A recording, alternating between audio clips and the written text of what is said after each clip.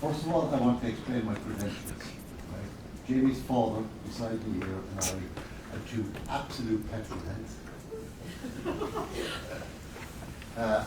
And one of the things that strikes me is, what happens if we just ignore Laura mentioned Armageddon, right? What is Armageddon, right? Wouldn't warmer summers in Ireland be pretty nicer, right? Even if pretty we to put up with a bit more rain, right?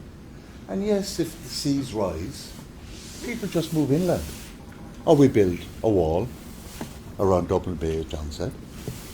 So, can somebody sort of, we hear all this thing about what you call a disaster and everything else, but what's it really going to look like? The world has changed significantly over the last 200 years. Who's to say it won't change significantly over the next 200 years, despite what we do? Eamon, do you want to take that question first? Carefully, because as I said, if you're accused in a sense of preaching Armageddon and alarmism and scaring people, well, then you might just add to it. But the science is clear and real that for every part of the world, and we're not exactly certain how those tipping points I mentioned may work, but the impacts would be catastrophic for your grandchildren particularly, where you may not be able to actually have that safe, secure living. Ireland mightn't necessarily, this strange paradox, be very warm. Actually, it could go very cold. We're very northern latitude. If that Gulf Stream I mentioned earlier on does switch off, which is scientists say now a real possibility, not certain. But we would be in northern Alaska type climate territory. It would be horrible. And different parts of the world, southern Spain, southern France, or elsewhere, you are looking at increased desertification. We're already seeing children across the world, particularly in developing countries where it's hitting first, southern latitudes, where it is actually costing hundreds of thousands, millions of lives, where hundreds of millions of people would be forced into displacement. And I go back to what John said earlier on, are we going to miss 1.5 in all? That's where we're heading at the moment. I think the estimate says we're going to 2.7 degrees, 3 degrees. But the risk is that you're crossing a tipping point and then you can't stop. And that's not alarmism. That's not based on just conjecture. It's not political. That's what the very best scientists are saying to us is the real prospect. And that would not be habitable, make our world habitable. I mean, it would be habitable in terms of people will survive, but nothing like the current population. And that is not something you can ignore. Just on that point, right, do we not have a problem with the level of world population that we have at the moment anyway? So maybe that might be a good thing. That's probably not a very political thing or correct thing to say, but that might be the reality of it.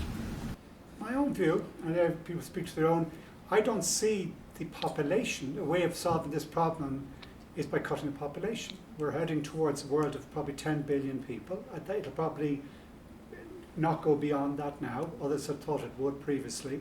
I believe we can live sustainably with nature, within nature, as a population of 10 billion people. I don't think the solution is, in fact, in my mind, the real increasingly stark reality we're facing is a dramatic decrease in birth rates, particularly in countries like China, but also in Europe and elsewhere. And the questions around why that is a really important question. One of the elements is the anxiety that people have about what sort of world am I bringing my children into. I think we have to be really careful. I think the antidote to that anxiety and fear is to take action, not to tell people you can't have children. I don't think that is the right way forward. Can I come in there? Because I think, first of all, in answer to your original question, what happens if we just do nothing? It's quite possible, and I think likely that Eamon is right. And if you're a petrol head, you'll know there's nothing quite as miserable as driving a rear-wheel drive Mercedes, Laura, in snow. And that's what we're facing. Depends on how you drive it.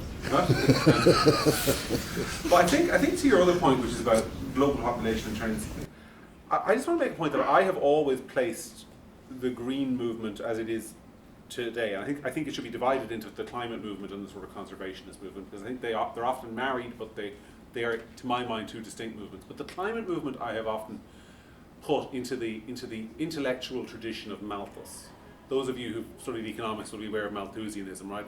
Malthus was a thinker, and I think the 1700s, who basically said, look, there's about 1 billion people living on the planet. When that hits 2 billion, we'll run out of food and there'll be a famine. And your conversation about population kind of comes into that, about overpopulation. One of the things that I think that climate change activists have always been too pessimistic on is human ingenuity and the human ability to survive in extreme conditions if we face them. And so I'm not necessarily skeptical of the predictions that the climate will change. But I am skeptical of the predictions that it will result in mass famine, mass transfers of people, hundreds of millions of climate refugees, and all of that stuff.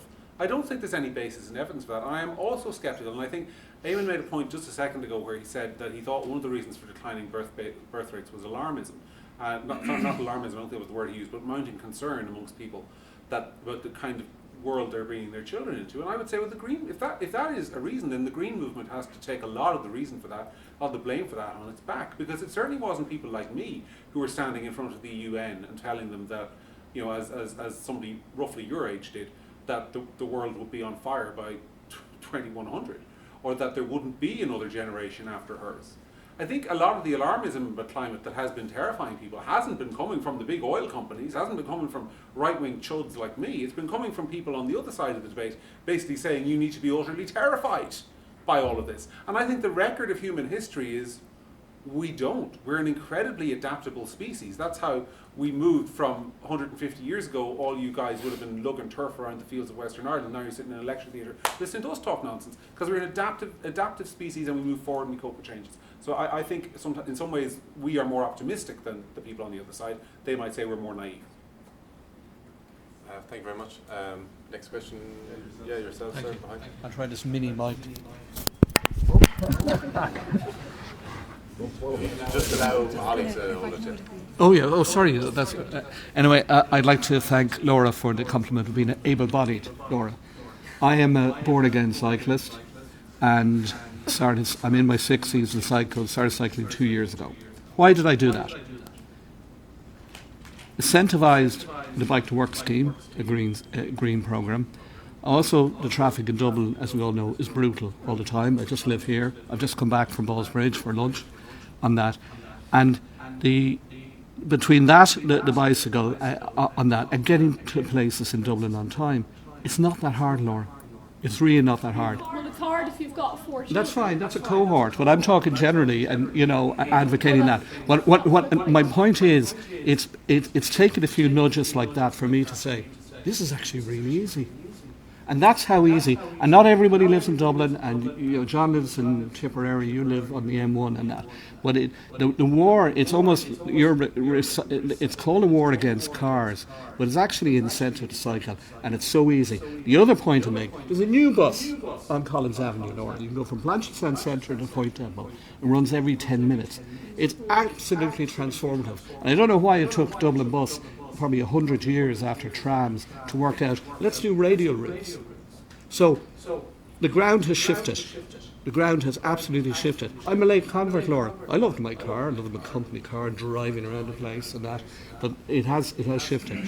I have a question though, and a more serious question. 21 years ago, next month, Eddie O'Connor commissioned the first offshore wind farm. This is for Eamon Ryan. On that, it was commissioned and went live, still operates today on that. But I cannot understand, Eamon, 21 years later, there's not one more, I think there's not one more offshore wind turbine. So we've been participating in the debate. The incentives, according, are very disproportionate to renewable energy, and we don't have one more turbine. Why can't we do that? It's directed, I mean, you haven't been at the helm for that time, but why can't we do big picture stuff like that, on time, in budget and that? Why are we still talking about planning permission and incentives for offshore wind? I think our planning and legal system makes it very difficult and slow to do things in the country, but it is coming. And it's coming at scale because it is competitive. It is actually the lower cost power. To go back to what John was saying, gas is cheaper. It's not. Like, the reason we've high energy price in this country is because we're so reliant on gas. Half our power generation comes from gas. That's the single biggest reason our electricity prices are so high. And that is going to change because of the economics. In terms of why we didn't do more in the last 20 years, and go back to my point earlier on, is we're better at this than we think. We built a lot of onshore wind, about 40% of our power now, 35%, 40%, depending on how windy it is each year. And that'll grow. But that's onshore, and we built that rather than offshore because it was cheaper. But now, we contracted, auction results, offshore wind coming in at 86 euros megawatt hour, gas-fired is over 100. And we can't rely on it because it either comes from Trump or Putin. And so we don't control that price. They can control it as a weapon of war. So that change is happening and coming, and it will come in the form of offshore wind. Not every plant will get agreed to get through the planning system, but there are 5 projects now in the planning process, and there are further plan-led approach in southern waters where it is going to come at scale, quicker than people think. Just because you were name dropped there as well, I feel you should get a right reply, Laura, as well, or do you want to? I will in a second, but just on the wind farms, which I'm not a fan of, but you will know more. Aren't they very bad for migratory birds? No, there are a variety of reasons where bird life is threatened, mostly domestic animals, cats and so on. The number of birds that are struck on wind turbines is, by comparison to that, relatively small. It is an issue. You have to manage it. You have to locate. Well, how do you do that then? Well, in terms of migratory birds, you can switch wind turbines off when you know that they're flying in that area. Right. The thing is, I think, in fairness, this is more an issue in the open plains of the United States, particularly as it relates to bald eagles. The licenses granted to wind farms for the number of bald eagles they're allowed to kill every year is something you should all Google and look up, because you won't believe the number if I tell it to you now. And I think you should, because they are an issue. Particularly, we don't have as many what you call soaring birds in Ireland. We have a few white-tailed sea eagles, we have a couple of golden eagles in Donegal. We don't generally have soaring birds of prey that float up on updrafts that you'll always see on David Attenborough programs. But in countries where those birds do exist, wind farms are not their friend. There's another point as well I just wanted to make about gas and the price of gas, which is that it comes back to my point about the green industrial revolution. Every single element of Green Party policy in this country for the last 20 years has been to try and bring that revolution about. What does the carbon tax do? It's a tax on carbon emissions, it's a tax on gas, it's a tax on oil. The point of it is to make oil more expensive. At the same time, we're subsidising wind. The idea is to do this. Gas and oil comes up in price, wind comes down in price. Ultimately, it becomes cheaper for you, the consumer, to buy the wind energy. And then the theory is eventually we have to take the subsidies away and we've a green economy. That's the theory. The problem is that if you take the subsidies and the taxes away right now, this is what happens. Goes back to exactly the way it was, which is why Eamon talks about, we can't bring, gas would be a weapon of war if we brought it in from the United States. He would also then say if it wasn't, he'd say we can't bring it in because it's fracked in Pennsylvania and we're against fracking. And then if you still agree, then if you said, okay, we agree with that, but why can't we bring the gas that we have on our offshore beds to shore? He'd say, well, we want to keep it in the ground, it's bad for the environment. So it's a flat opposition to gas, and one of the points of that is that the more scarce he makes gas, the more expensive it is and the more efficient green energy becomes. So it is not so much a green industrial revolution as the single biggest government intervention in the energy market in human history being perpetrated in the name of trying to bring one about. And that's the flaw in his thinking. It has been, I'm afraid, for all of my adult life. The reason we need to switch away from gas is when you burn gas, the carbon molecules go into the atmosphere for 1,000 years, longer. And that carbon in the atmosphere is trapping the heat in the planet, which is the core problem in climate change. And we have alternatives that are better. Because we have our own, we don't have gas. We have one carb gas field. We searched 135 other times, struck gas 3 times. And we have to go out to the Atlantic where it's really expensive. So for this country, which is one of the windiest countries in the world, we have that alternative that we can and are developing and will use. And the switch away from gas fundamentally needs to be done because you have to stop burning fossil fuels. That's the core scientific reality of climate change. The idea that you capture the carbon or other mechanisms to manage it is not economic. The alternative is to electrify using renewables and other clean energy sources. And that's where the investment and the future is going to be. But Eamon, I'll just ask you one quick question, which is that if you say, because you're correct, we live in a very windy country, it's open on the Atlantic, we have a free supply of wind, a turbine converts wind into electricity, it's in theory free electricity. If it is that simple, why do you still have to subsidise it economically? Why do you still have to pour taxes into it? It's because it's not that simple. It's because of the amount of energy that's required to actually build the bloody thing. They're not made out of, the turbines themselves are not made out of air. They're made out of concrete, steel, all of those things, by the way, which require gas and oil to refine and put into position. And they're massively expensive to build, and they're massively expensive to maintain, and they produce so little electricity per unit that they're not efficient, which is why he still has to subsidise them. If you look in the last 5 years in your bill, we've been doing practically very little subsidy of the wind industry. Because the only subsidy we have provided to this date is a hedge against gas prices. And because gas prices are so high, we have not been subsidising directly wind. It's actually been bringing down the price of power. Okay, move on to the next question. Take Rory, you had your hand up first, yeah? Yeah, so something Oh, Eamon hang on, mentioned sorry. in his speech. Sorry, there's a microphone. Something Eamon mentioned in his speech was that nuclear would play a role in bringing about a green kind of energy ecosystem, but not a cornerstone role. And I want to ask why he thinks that, like why that is, because a lot of green policy is all, well, it has to be renewables, renewables, renewables. It has to be wind and solar. The first thing I say to that is nuclear kind of is also renewable. It definitely isn't putting carbon into the atmosphere. And the other renewables, like the capacity isn't there to fuel the entire energy demands of a country, whereas with about 5 nuclear plants you could supply the entire demand of Ireland. And it's based on, well, the technology is going to continue to improve so that it will be able to meet demand, but the technology kind of isn't there now, whereas nuclear is here now, and it's an option that we could take now, and it doesn't put any carbon into the atmosphere. So it feels like it's being ignored for no good reason. Nuclear is here now, and the UK, which is our best comparator, very similar country, similar planning, similar legal systems, is in the middle of constructing, having contracted, the new nuclear plant, Hinkley. It is twice the price. It will be twice the price of the UK of what we'll pay for new offshore wind. Twice the price. And we've no expertise in that area. UK spent decades building and have all the systems for it. We don't have any. We will connect by electricity interconnection with the UK and with France, which will retain its nuclear fleet. And that will provide a balancing capability where we'll be able to have a low power Irish wind mixed with UK or French power systems. Some people say, oh, small modular reactors are coming, and that'll be the new nuclear renaissance. But actually, when you drill down, and now, excuse the pun, but when you actually go and ask, show me one, give me a catalogue.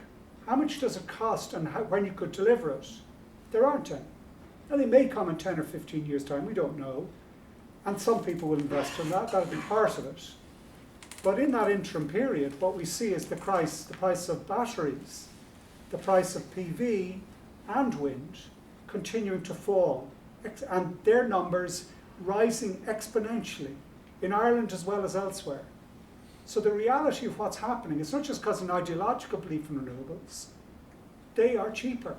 They are easy to install. You have to have a balancing capability, which is why you would need interconnection with France and UK and elsewhere. But once you have that, then you have a sustainable system.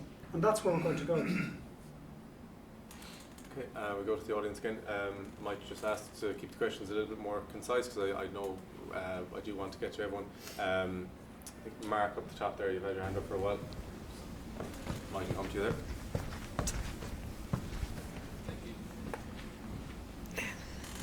Hi. I just had a question about cycle lanes because. Speak up a bit there. Oh no, to us. You can take it. It's okay.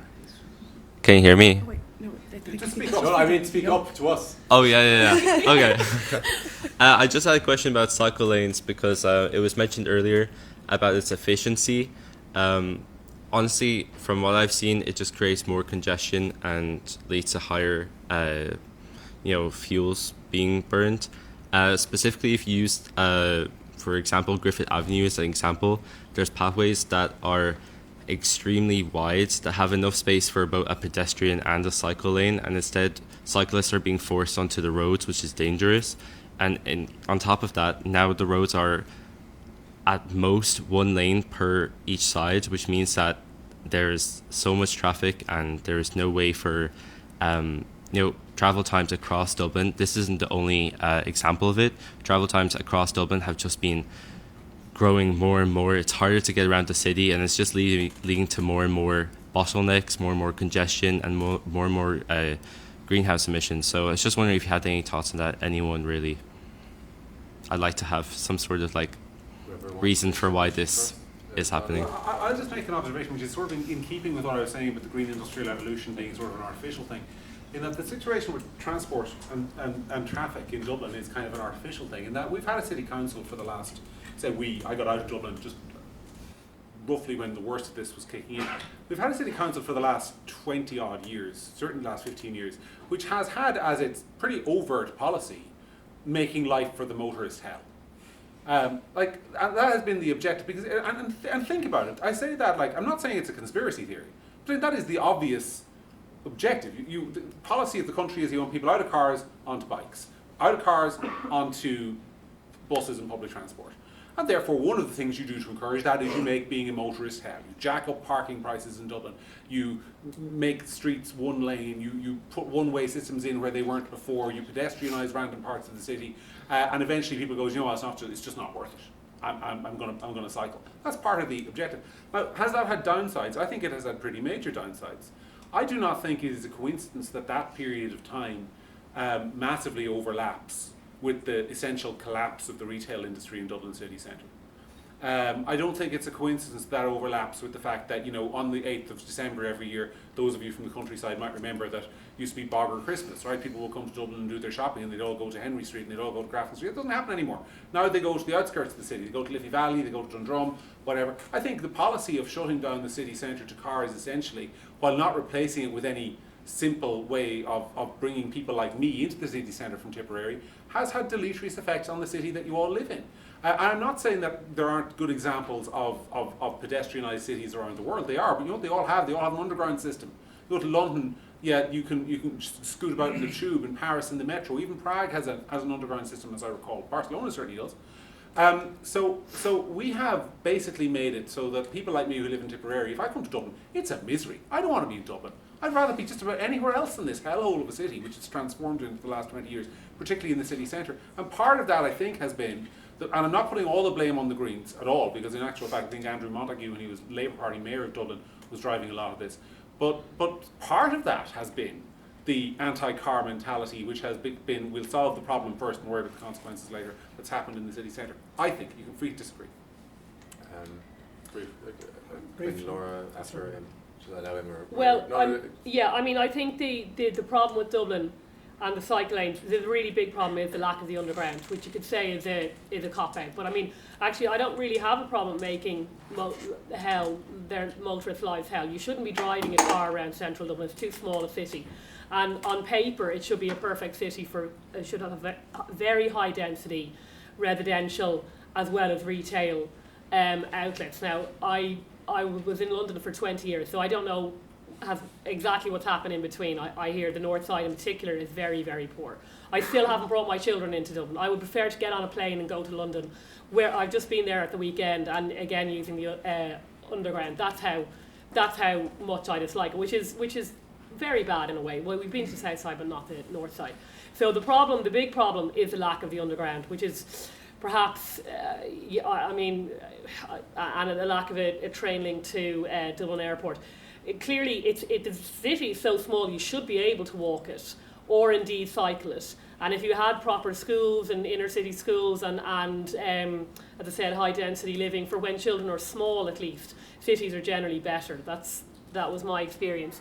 Now, the transport is one of the problems, but I don't think the only one. And unless I can imagine it's very frustrating if you've actually made the effort to cycle, but there's sitting traffic right beside you. I can't imagine it being very healthy. So I just don't. Again, it probably just comes down to very poor planning. Other European cities that are bigger are still more pedestrian friendly and more cyclist friendly. So I don't have a problem with cyclists in city centres. I'm much further out, so it wouldn't make any sense.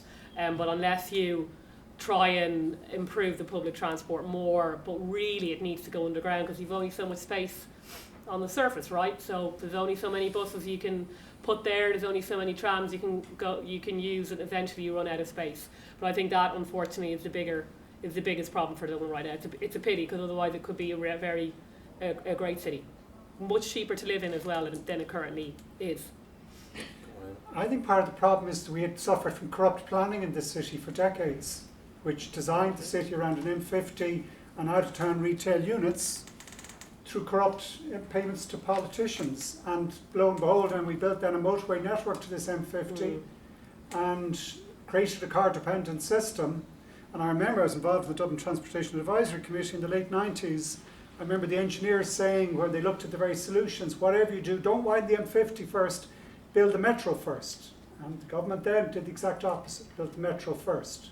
So it's a combination, in my mind, of corrupt planning and bad investment decisions have brought us to a city that's not anti-car, it's just not going to work. Everyone gets in the car, it doesn't work for anyone. I drive, I cycle. It doesn't work. Cities cannot work mathematically, geometrically, socially, every which way, safety-wise, it does not work. And that's political decision-making has caused that, including corruption. Thank you. The gentleman in the middle there, just wait for the mic. Could I just say, on a point of information, Laura, if you're building a wind farm now, there has to be a serious study on the bird patterns that are going to be in the area, and if the bird patterns are strong or whatever, no wind farm. Well, I'm glad to hear that, but my other issue with wind farm, unfortunately, is I find them aesthetically terrible. Well, that's a separate issue. That's your taste. We're not going to go. And if I could just say, in regard to what John said there, the classic example of how to get it right is Vienna. I've lived in Vienna on and off for a while, and you have an underground, trams and buses, and they all work superbly, quickly, in and out of the city, wherever you want to go, basically. And the side effect of that is that cars actually work very well in Vienna, because so many people are using an efficient public transport. So the car population works also extremely well. It's just, Eamon, I would say to you, if you'd like to see how it does work, go to Vienna. But Eamon, could I ask you a question that worries me? I gather the amount of money that was spent on cycle lanes over the term of the last government was somewhere in the region of £1 billion. Now, the trouble is, outside of maybe Dublin, they're not used. I come up from Limerick. I often cross the city completely and don't see one bicycle. Now, whether you haven't promoted the use of bicycles or what, but it seems to be a terrible kind of waste of money that could have gone into something else, whether it be housing, infrastructure or whatever. And the other side of the policies of the last government, and I'm not saying just the Green Party, it's the last government are responsible for this, and I would congratulate you, if you don't mind me saying so, on being the most effective minister that I think we've seen in government, and I really do congratulate you on that. You've got the job done. As John said, unfortunately then you got the boot. But the one area that actually really suffers in this, I think, is the rural areas. They're all the farmers, they're all stressed out over what's supposedly this Armageddon that's coming down the track. Their way of life has been hammered. Their children are moving out. Could we not back up the truck a bit on the whole Green Party agenda? Because the bottom line is, what we do here in Ireland means nothing on a global scale. You take America, one city wrecks, would put us in the shade with their big V8s, and the Chinese are building coal-fired power stations every second week. What we do here is irrelevant, but it is important for the Irish citizens that they have a healthy mental outlook on life, and I think the green agenda is really putting a lot of people under stress. Sorry. It's true that in Ireland the number of people cycling is percentage-wise small compared to Vienna or what's happening in Paris or London. What's happening in London is dramatic, and Paris. When you do make it safe. I think the reason it's not happening is because it's not safe. I just came through town, Con Street. Well, it's safe. Hold on. You'd want to be brave. And Limerick is an interesting example, because Limerick is starting to make that change. It's only starting, but the idea of connecting the 3 colleges in Limerick, UL, Mary I, and the Technical University out near Moyross, is starting to happen. They're doing South Circular Road first, and I believe that can and will transform Limerick, because it's fundamentally not safe, and until you make it safe, we can't see. I don't think the weather, yes, it's wetter in Limerick, but I don't think that would stop, because actually Copenhagen and Amsterdam are relatively wet cities, relatively high rainfall. So I think we can make the switch. I don't think my experience is anytime we start introducing these facilities, they are starting to be used. Best example is one of the things we did deliver in government, which is a complete transformation of the rural bus service. Local link bus services all over the country now. We were introducing a new service every week, and the young people are flocking to them. Huge increase in numbers, massive. So yes, you have to have a certain confidence that if you make it safe, they will come. It'll take a number of years before you can say that, because you have to join up routes so that it is end to end. Until you do that, you can't really see. But I'm absolutely confident Limerick will do it. Just to make a point about farming, it goes back to what John said earlier on, why should we do something because we're so small and China's so big and America's so big? You could flip that slightly the other way. And in terms of the story here being the important thing, that each of us are important. Each village, each community is at the front line and has the opportunity to show that we can do it. And John, you can say that I'm saying, Ireland as an example. The only reason we do it is not just for the example, but also because it makes for a better place. Particularly for farming and for the protection of nature and the improvement of water quality and creating an environment which we appreciate. Whatever about the rest of the world, making our place clean and efficient and effective. And that opportunity exists everywhere. It has to happen everywhere. But if you can't, why should we do it until China does it? They're saying the same thing in China. Why should we do it if the Americans aren't doing it? And they're saying that in America, why should we do it? Because we're only small, we're only 20%, 15%, whatever. I think actually, going back to what I was saying earlier on, the most important issue here is, what's the story in our heads? And I think the one where you say, this is an important place. My place is important. My local environment is important. And that then flips why you should be doing it. It's not just for some global goal. It's pride in place and your own place and cleanliness and the beauty of your own place. And go back to that sense of pride in creation or wonder in creation in your own place. And that's where I would come at it. But I think we have that anyway. We are proud of our place. We have a beautiful country. It doesn't need a vast improvement at the expense of almost the mental health of the rural Ireland and the inconvenience of so many of the cities. And coming back to what you said about the planning laws not being really right, with regard to the ring road and the underground, I agree with you. But that's life. John, briefly. Yeah, I just want to make a quick point about something Eamon said, because I always think I agree with so much of what he says, except for maybe the last bit. Like I think he's correct with private. You gave the example in your speech earlier on, Eamon, about the pine forests in Mayo, where the forestry companies have trees lying over sideways, all blew down like skittles in the wind. If you look, and I challenge anyone here to go and look on Google Maps, and look at a map of Ireland, and then look at our next door neighbour, the UK, and just look at the amount of forest cover we have compared to them. We live in one of the most deforested countries in all of Europe. That is a disgrace and an embarrassment. And you can say there are all sorts of reasons for it. You can say the British deforested us in the 1800s. You can say that when we got independence, a lot of farmers just went for the fields and chopped down all the remaining trees. There are all sorts of reasons for it. But we have made no effort to reforest parts of the country.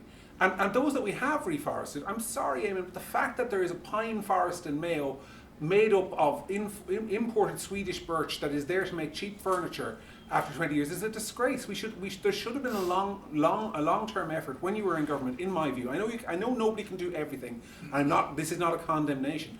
But I think if you want to focus on making Ireland a better place, that is a real practical conservation thing you can do for for the children and grandchildren, so that there will be old oak forests on this island in 100, 150 years when we're long dead and gone. That, I think, would be a visionary thing we could do to improve our own little country, and I think there's been very little of that. And I think, Eamon, you probably agree with me on that. What I'm not sure about is the idea that we're improving the country by making diesel cost €2 a litre when it's 30 cents in Texas. 2 points if I can. Pip Hackett did introduce a whole new forestry programme which does switch us towards forestry that will stand up to the higher winds that climate change is bringing, where you've got mixed species, where you have different age groups within the forest, so it's not all just a one shallow-rooted, clear-felled crop. So that is the way forward. Can I just go back to the other point you said about, and people come back to cars, diesel, the electric cars are coming because they're better cars. And you say they're BMW and Mercedes are the best engines. They may be the best diesel or fossil engines. They are not going to be there in 10 years' time. Chinese cars are now better cars. The German car industry is in absolute and utter crisis and free fall because they haven't made the switch to this electric alternative because they're simply better vehicles. They're more efficient, they're lower cost to run, they're cleaner, And you quicker. subsidise. Yeah, but those subsidies, as you said yourself, are not going to be there forever and a day. The reason that they're taking off and they're going to take over is because they're better cars. And the idea that we would just cling to the old way of doing things and that would protect us or benefit us, it will not. Europe is in dire trouble, dire risk of losing its car industry because it's not changing fast enough. That's the lesson of what's happening today. Just saw some hands that way. Yeah, Jonas. So this is a bit more to Laura. So you were talking about trade-offs, and wouldn't it be quite consistent to admit that driving a diesel car, diesel's made out of crude oil and biomass, that oil spillages especially are actually quite damaging to biodiversity and especially seabirds. So that if the main argument against wind farms is from a point of view that we should protect the birds, wouldn't it be more consistent to drive a hybrid of some kind instead of a diesel car that's oil spillages actually kill more birds and also have more long-term effects on birds? Can I ask you for like a Okay. exact question? You're saying I'm a very bad person for driving No, a 7-seater diesel car? No. My point or my criticism of your argument was the maybe lack of consistency in the sense that yes, wind farms are damaging to birds, but so is diesel when it goes wrong. Yes. Oil spillages, I'm which are sure there are trade-offs, and people often get a product and say that this product is better environmentally than this other product. But then you read something, a couple 6 months later, and says, well, actually, if you take your electric vehicle, and I'm not sure how true this is, that in fact to get what you need for that battery, for instance, in fact has a huge environmental impact. So if you really analyse that particular product, in fact, your diesel car turns out to be better. And also, I'm not sure how true it is, but I've certainly seen in the news that diesel cars, because of their weight, are very bad on the road, and they cause loads of potholes, which slows everything down and is dangerous for cyclists. Okay, so I mean, you may well be true overall in terms of oil spillages, etc. Although I'm clearly not personally responsible for that. But I mean, yes, everything in life is a trade-off. Every policy is a trade-off. But as I said, you're sold a certain product. I mean, remember they used to tell you, the government position, I don't know how long it was, I don't know if it was in Ireland, but certainly in the UK, was to buy diesel cars because they were, whatever the initial atmospheric impact was less, I think, in terms of walking past them. I'm not wrong on that, am I mean? That's definitely true. Yeah, we were told. They were the fashion, actually. Driving diesel was the thing, and then it turns out no, it's still a terrible impact in terms of fossil fuels. So, you have a lot of this with the the vegetarian, vegan food. This is much better than beef. But then, if you actually look at where they're getting all the soy from and the environmental impact that those big crops have, say, in America, I'm certainly not convinced that they're any better environmentally than an organic, the cows down my way in Meath. So I'm always very sceptical when someone tells me this particular product, this is the way, because then 6 months later someone else has done a load of research on it and it turns out it'll kill all the polar bears or something, whatever they have to do to get it out of the earth. Okay, we'll hear from Jack next. Put your hand up for a while. Jack, I'd say maybe. So yeah, if you keep your questions concise and ask a particular person on the panel. Yeah, grand. I'd just like to ask Eamon, I was quite disappointed to see what happened to the Greens in the last election, and especially losing Kieran Cuff as well in Europe. But I'd just like to ask what you think the future is for the Green Party, and if there's anything you wish you'd done differently under your leadership, perhaps. There are loads of things you'd look at. Jesus, I mean, there are numerous examples I could think of myself. God, I wish I hadn't said that. And where you don't deliver what you were saying to do, which was not telling people what to do, where the impression might be that you're, for whatever reason, people pick me up and saying I'm looking down, telling them what to do. So I can think of loads of examples like that where I would do it differently. But I would agree with John. I think by and large we went in saying what we're going to do, and then, as Roderick said, after the election, we had political capital, we spent it doing that. It wasn't, a lot of it, the things that we thought were popular maybe weren't, introducing bus lanes or cycle lanes because it inconveniences certain people. Then we were also subject to really significant attack by sometimes vested interests, the likes of Michael O'Leary and Ryanair, never spared the opportunity to really kick, and that does poison the well of public thinking about you, but there you go. We've come back in the past from similar circumstances, and I'm confident we do again. I think the most important thing for us that Roderick still held his seat, and that Malcolm Noonan is now in the Senate. So we're in a sense go back to 2016 in our terms, where we had just 2 representatives in the Oireachtas. We're back to that, and I'm confident we can and will return. The area I suppose I was most disappointed about was, yes, the Dáil and the European elections, but actually it was the local elections that I was really, because we had 130 really good candidates, we only got 23 elected. I would have liked to have had double that, and that's a new generation of people who could have, being on the council is a really, in my mind, important and empowering position, and the fact that they didn't get elected kind of really disappointed me more than anything else. But we live, like, green politics have 4 principles. It is ecological imperative, it is social justice with it, it is peaceful politics, respectful to how I talk to people as well as in the military sense. But lastly, we believe in democratic constitutional systems. And part of that is, sometimes the people say no, and you stand up for the percentage who did vote for you, and you look to come back, but you accept the verdict. And that's part in our tradition. So we'll dust ourselves down, pick ourselves up, and I'm confident we'll come back. I know you mentioned the council candidates there. I think we actually have one question up the back. Donica, yeah? Oh, God. So just a question to John there. Just you mentioned the subsidies to renewables, and I was just wondering why in your arguments you never mentioned the subsidies to fossil fuels either. Well, it's a fair point. I'm an old-fashioned free market conservative. If it was for me, I wouldn't subsidise anything. And I think it is clearly true. I mean, I don't know what you're specifically counting as subsidies. The American government often awarding big contracts, right, to big oil companies and so on. But in this country, and we're talking about Ireland, like, we do not subsidise the oil in terms of making it cheaper to the consumer. We just don't. I filled my car with diesel to come up here the other day for the first time in my life. I didn't specifically come up here. For the first time in my life, a tank of diesel costs more than €100 because of the taxes we apply to it, which more than sextuples its price compared to the cheapest place where you can buy it with the least tax, which is Texas in the USA.